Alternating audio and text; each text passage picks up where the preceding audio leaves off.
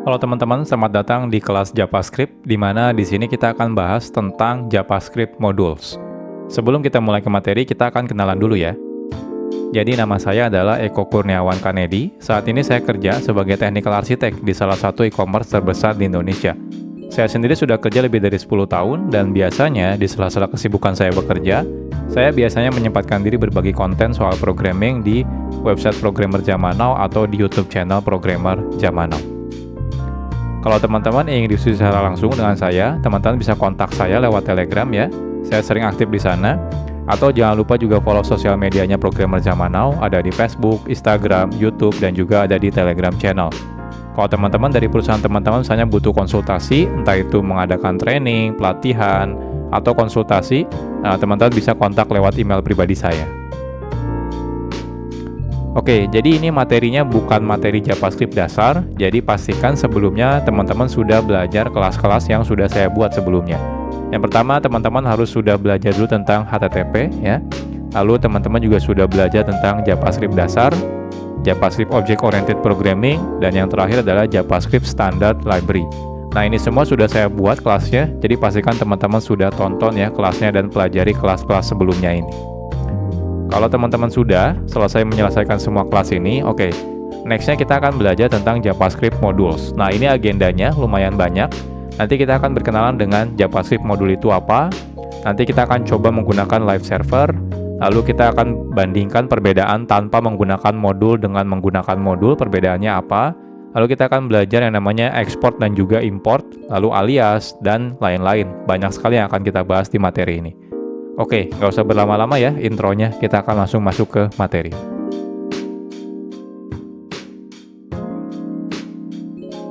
Sekarang kita akan berkenalan dulu dengan JavaScript Modules. Dahulu, kode program JavaScript itu biasanya dimulai dari kode yang kecil dan juga sedikit biasanya ya. Jadi saat kita membuat kode program ya, biasanya ya dimulai dari kodenya yang sedikit dulu. Jadi mungkin jarang sekali kita akan menggunakan kode JavaScript dengan ukuran yang sangat besar dalam satu halaman website.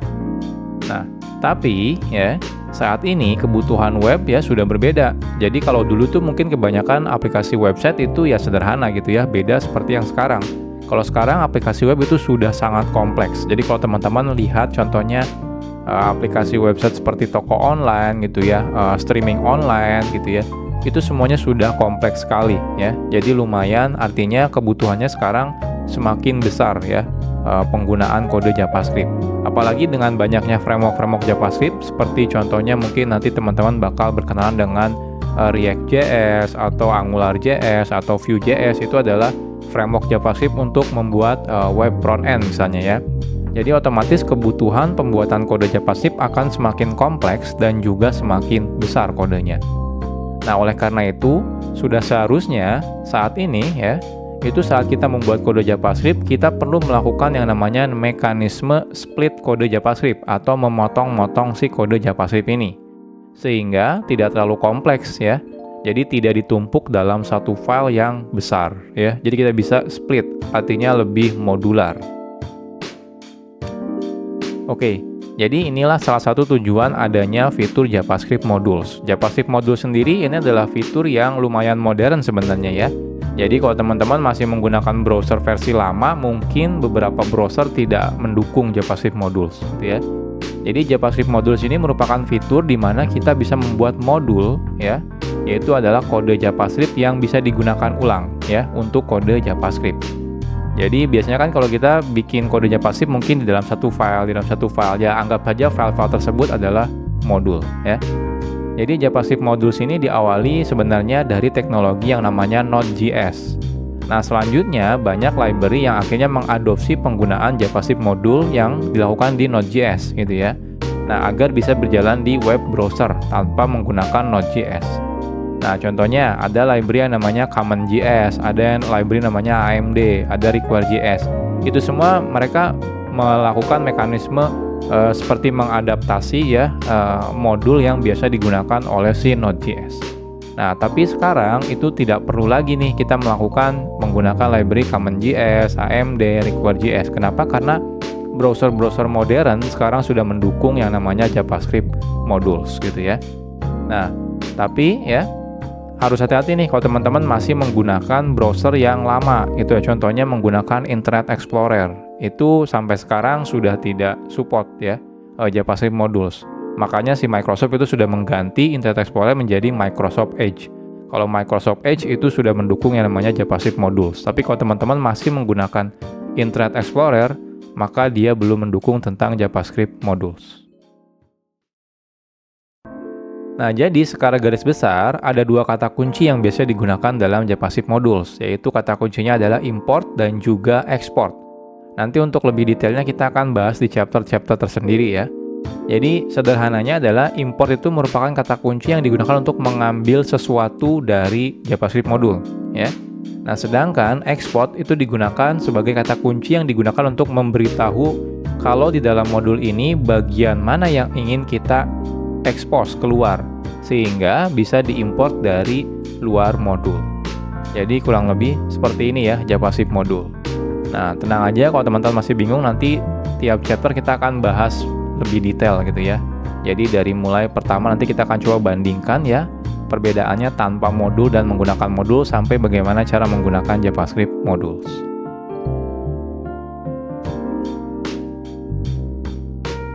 Oke, sekarang kita akan membuat projectnya terlebih dahulu ya.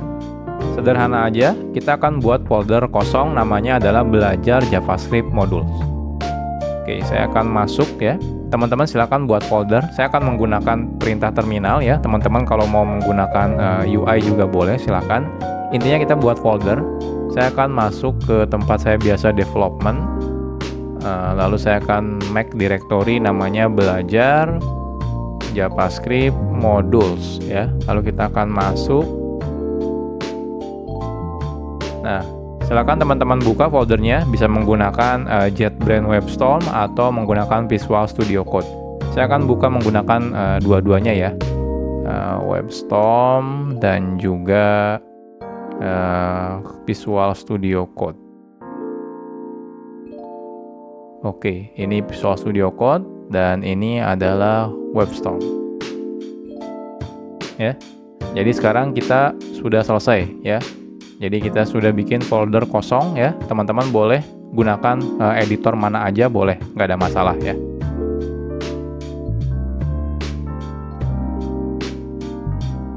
Oke, sekarang kita akan bahas tentang live server.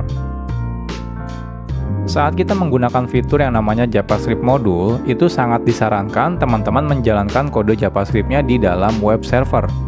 Jadi artinya tidak langsung dari file teman-teman buka menggunakan web browser, jangan ya. Kenapa? Karena beberapa mungkin tidak akan jalan kalau teman-teman bukanya langsung dari file. Jadi teman-teman harus beneran running dalam mode web server. Nah, hal ini karena spesifikasi dari JavaScript modul meminta secara default kode JavaScript perlu di satu domain server yang sama. Jadi kalau teman-teman misalnya membuka file HTML-nya menggunakan URL file /2/ di depannya gitu ya, maka dikhawatirkan akan terjadi error yang namanya CORS atau singkatan dari Cross Origin Resource Sharing gitu ya. Jadi pastikan teman-teman nanti menggunakan web server. Nah, di sini kita akan coba menggunakan web server ya. Dan tapi web servernya itu sangat gampang digunakannya gitu ya. Jadi teman-teman tidak perlu menginstal aplikasi tambahan seperti misalnya Nginx atau misalnya Apache HTTPD, itu nggak perlu gitu ya. Sudah ada plugin bawaan dari Visual Studio Code atau juga JetBrains ya, itu sudah ada. Jadi teman-teman tidak perlu menginstal secara manual. Oke, kita mulai dari yang pertama. Jadi yang pertama itu kalau teman-teman menggunakan Visual Studio Code ya, teman-teman bisa install plugin namanya adalah Live Server. Jadi plugin ini nanti bisa digunakan untuk menjalankan local web server ya. Jadi lebih gampang nih kalau teman-teman menggunakan plugin ini ya. Jadi plugin live server ini bisa digunakan untuk menjalankan local web server, sehingga saat teman-teman nanti mengakses kode JavaScript-nya, kita bisa menggunakan domain localhost ya. Atau misalnya 127.0.0.1. Oke, jadi ini pluginnya. Kalau teman-teman lihat di sini, silakan diinstal ya.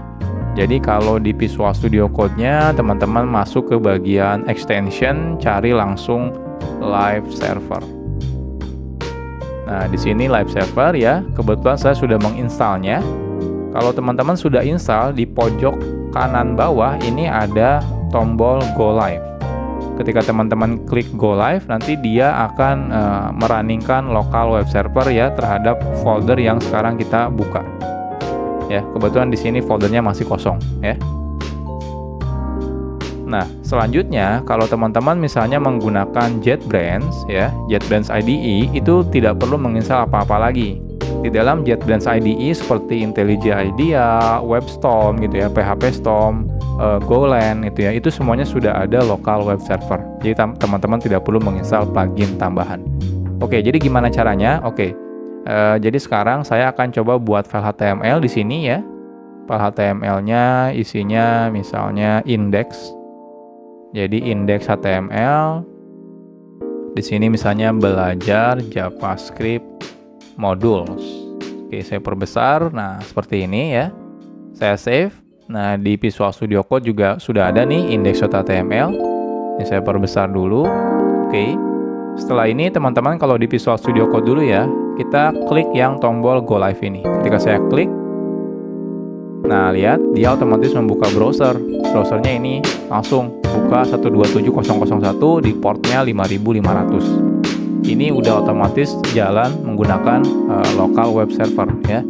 Nah, bahkan dia bisa auto reload. Jadi kalau teman-teman di sini edit gitu ya, saya tambahkan H1 misalnya belajar JavaScript module, saya save ya. Nah, lihat dia langsung reload, berubah ya. Perubahannya langsung kelihatan di sini. Jadi ini enaknya kalau menggunakan live server.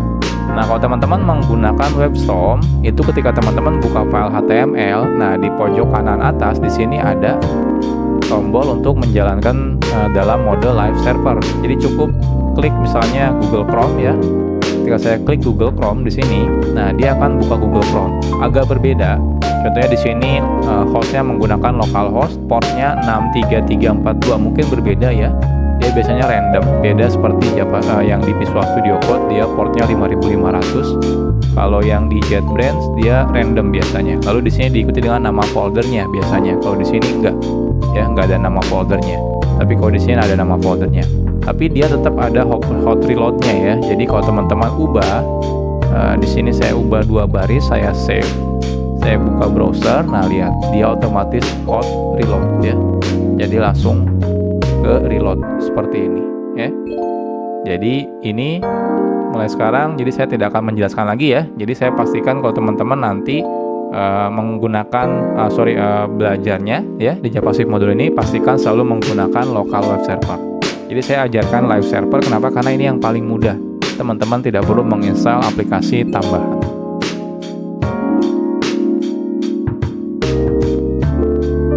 Sekarang kita akan coba dulu ya tanpa menggunakan JavaScript modul.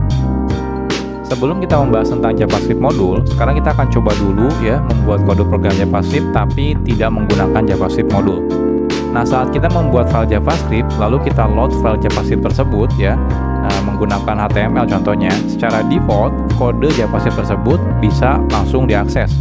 Baik itu misalnya di dalamnya ada variabel atau function atau class, itu secara default bisa langsung diakses ketika kita include ya ke dalam si HTML menggunakan script source misalnya seperti itu.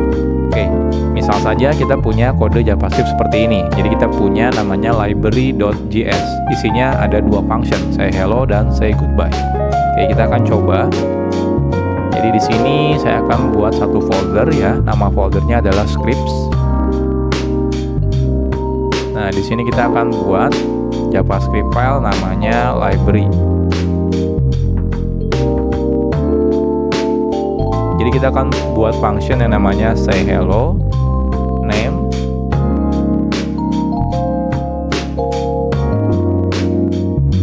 hello name ya, dan juga say goodbye. Isinya goodbye name seperti ini ya. Nah, selanjutnya kita akan coba load si library ini ya. Jadi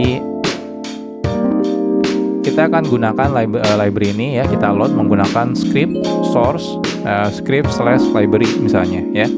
Lalu secara otomatis kalau kita sudah load ya filenya, secara default otomatis semua yang ada dalam library ini ya, library.js itu akan bisa diakses dari tempat ini ya, tempat dimana kita sudah meload si filenya. Contohnya di sini misalnya say hello dan say goodbye. Oke, kita akan coba.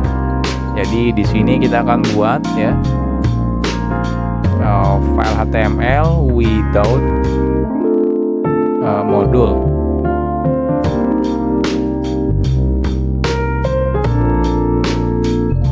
Oke, jadi di sini kita buat dulu script, source-nya kita ambil scripts/library.js ya.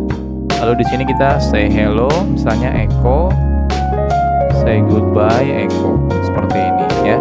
Nah, kita lihat apa yang terjadi. Inspect. Nah, hasilnya di konsol kelihatan nih. Saya perbesar dulu. Nah, lihat ya. Ada hello echo dan goodbye echo. Artinya apa? Artinya secara default saat kita load ya sebuah sebuah file JavaScript, itu otomatis bisa langsung digunakan apapun yang ada di dalam kode JavaScript ini. Entah itu function di sini, teman-teman bikin variabel contohnya misalnya ya. Bikin variabel name sama dengan contohnya echo seperti ini ya. Lalu di sini kita akan coba console.info name seperti ini. Nah, lihat di sini keluar ya echo ya. Artinya apa? Artinya name ini bisa walaupun di sini tidak ada variabel name, tapi karena dia ada di library.js, jadi otomatis dia bisa digunakan. Ini behavior default ya kalau kita meload file JavaScript. Jadi semuanya bisa diakses. Ini kadang-kadang agak sedikit berbahaya, apalagi kalau kita meload misalnya beberapa library JavaScript gitu ya, beberapa file JavaScript, ternyata ada beberapa function yang sama atau juga nama variabel yang sama, otomatis akan terjadi bentrok ya. Ya, salah satunya inilah kenapa kita butuh yang namanya JavaScript module.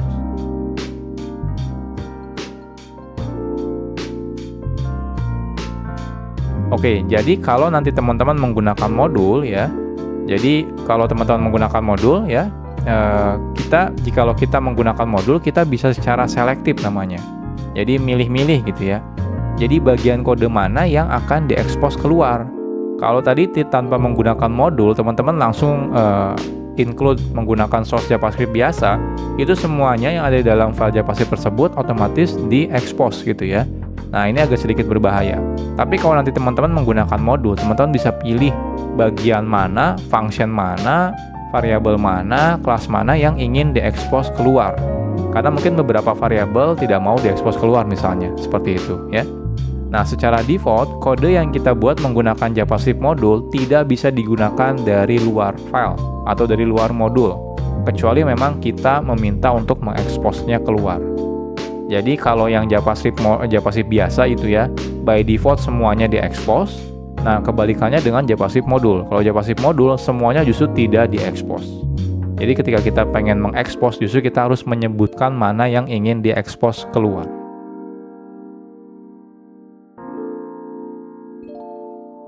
Sekarang kita akan coba buat JavaScript modul.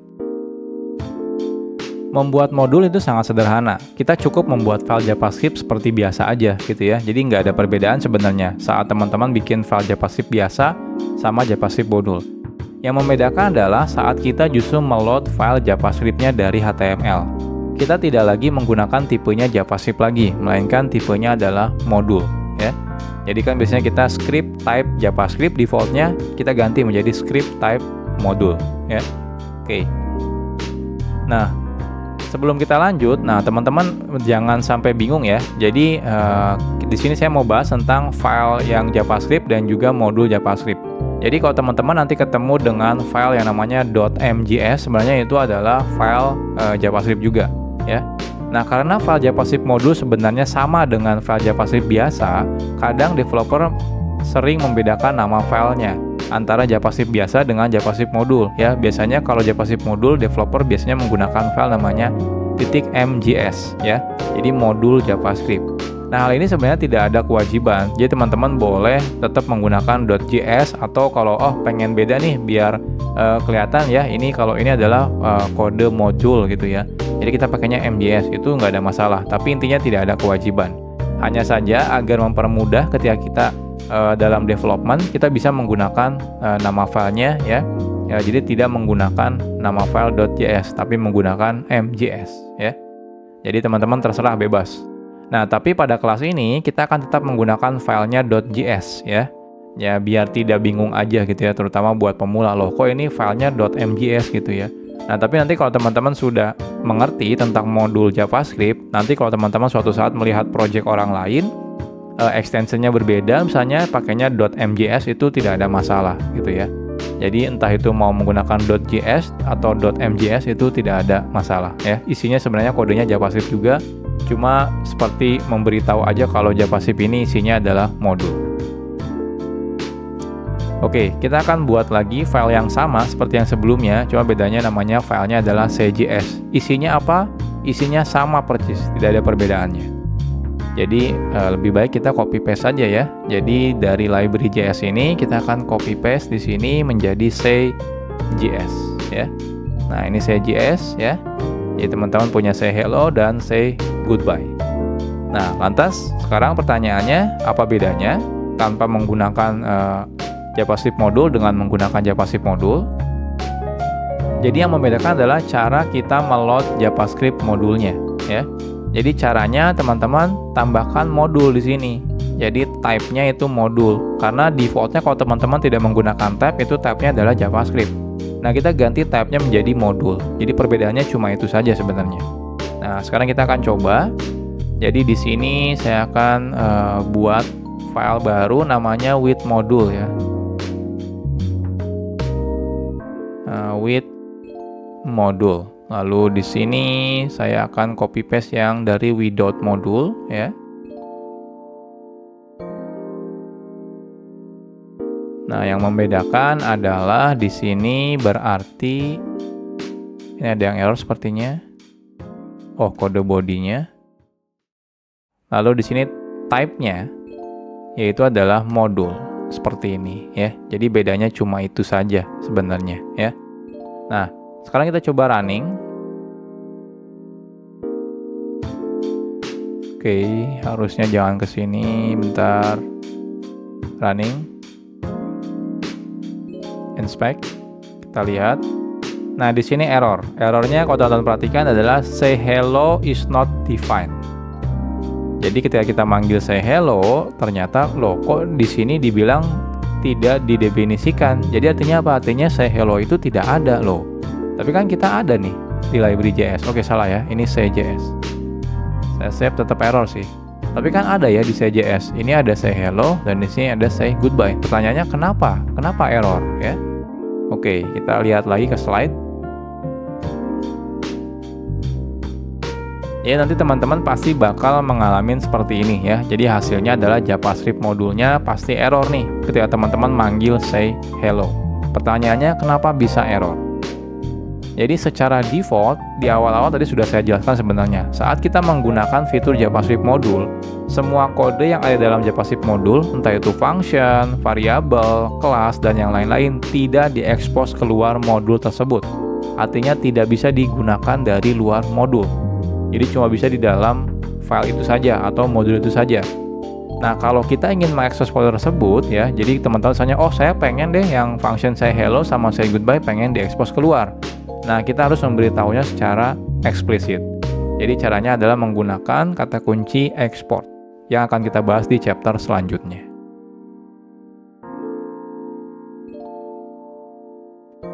Sekarang kita bahas tentang export. Export itu merupakan kata kunci yang digunakan untuk mengekspos kode yang ada dalam modul ya. Jadi mengekspos keluar. Nah, export itu biasanya ditambahkan di awal sebuah variabel kah, function, atau juga kelas. Jadi ketika teman-teman membuat function, depannya kasih export. Kalau teman-teman merasa ingin mengekspos function ini keluar modul. Artinya apa? Artinya bisa digunakan di luar modul ya. Oke, contohnya yang sebelumnya, contohnya kita punya yang say hello dan say goodbye. Jadi kalau teman-teman merasa oke, function ini ingin saya expose keluar, teman-teman cukup gunakan kata kunci export di depannya. Jadi export function, nama functionnya. Jadi seperti biasa, coba bedanya tambahkan export. Nah, defaultnya kalau teman-teman tidak tambahkan export, maka dia tidak diekspos keluar ya. Makanya di awal tadi kita ketika manggil say hello itu error. Kenapa? Ya karena tidak diekspos keluar. Oke, sekarang kita akan coba expose ya.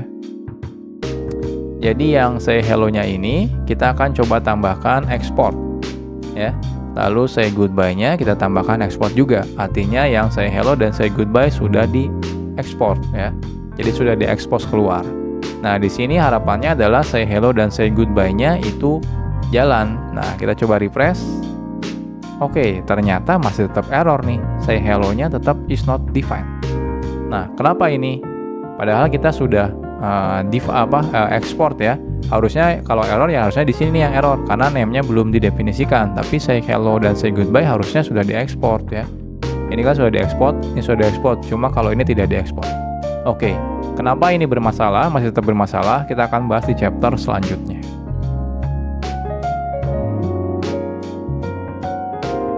Oke, sekarang kita bahas tentang import. Export itu digunakan untuk mengekspos kode yang ada di dalam modul ke luar modul. Nah, jikalau kita ingin menggunakan kode yang sudah diekspos yang dari modul tersebut, kita perlu menggunakan kata kunci yang namanya import. Makanya yang sebelumnya tetap error, kenapa? Karena kita belum melakukan import ya. Jadi wajib melakukan import terlebih dahulu. Nah, cara menggunakan kata kunci import ini sederhana. Caranya seperti berikut. Jadi cukup gunakan kata kunci import. Kalau cuma satu, teman-teman bisa langsung sebutkan nama yang akan diimportnya, misalnya nama functionnya, nama variabelnya, atau nama kelasnya. Kalau lebih dari satu, teman-teman bisa gunakan kurung kurawal. Kurung kurawal yang pertama apa, yang kedua apa, yang ketiga apa, dan seterusnya ya. Gunakan koma pemisahnya. Lalu kurung kurawal tutup, from.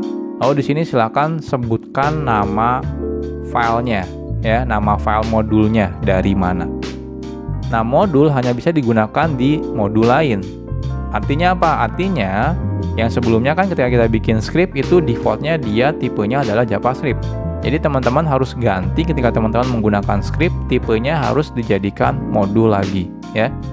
Nah, saat menggunakan import kita tidak perlu lagi menambahkan script modul sort satu persatu ya.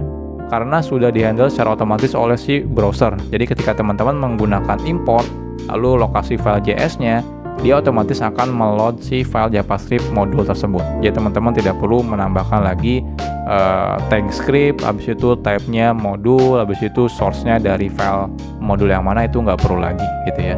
Oke, jadi contohnya, jadi yang sebelumnya kenapa masih error? Yang pertama, tipenya teman-teman masih menggunakan default-nya yaitu JavaScript, jadi teman-teman harus ganti type-nya menjadi modul. Lalu di sini cara importnya adalah import ya, say hello, say goodbye, from. Nah ini titik itu berarti relatif ke file sekarang. Habis itu titik slash script, ada folder script, lalu slash say js ya. Oke, kita akan coba. Jadi di sini ini type-nya kan default-nya kalau teman-teman tidak definisikan type-nya JavaScript. Nah, kita ganti menjadi modul lagi, harus sama gitu ya. Nah, selanjutnya ini kalau saya save. Nah, lihat di sini masih tetap error. Kenapa? Karena say hello-nya belum kita import. Jadi teman-teman harus gunakan import ya. Lalu di sini say hello, say goodbye, lalu from. Nah, from-nya dari mana? From-nya harus menggunakan nggak boleh langsung gini ya. Script say js. Nah, kalau seperti ini error ya. Errornya apa? Diberitahu kalau misalnya mau menggunakan modul itu harus relatif reference ya. Jadi seperti pakai slash atau titik slash ya, atau titik-titik slash seperti ini. Jadi kalau saya pengen dari file tempat file HTML saya lalu masuk ke dalam folder, jadi titik slash seperti ini ya. Ini saya save. Nah, lihat sukses ya. Nah, cuma info name-nya ini nggak keluar. Kenapa nggak keluar di sini? Karena tidak saya expose di sini ya. Tidak saya expose di say.js-nya. Selain itu juga di sini tidak saya import ya. Jadi kalau di sini teman-teman paksa import name seperti ini akan error gitu ya. Jadi kita melakukan request name tapi ternyata dia tidak diekspor dari modulnya seperti ini ya. Nah, kecuali teman-teman ekspor nih name-nya. Nah, di sini export seperti ini ya. Nah, ini baru jalan nih konsol info name-nya keluar ya, echo seperti ini. Jadi sederhana ya menggunakan JavaScript modul itu. Cukup di file modulnya teman-teman lakukan ekspor dan di tempat yang teman-teman butuhkan lakukan import.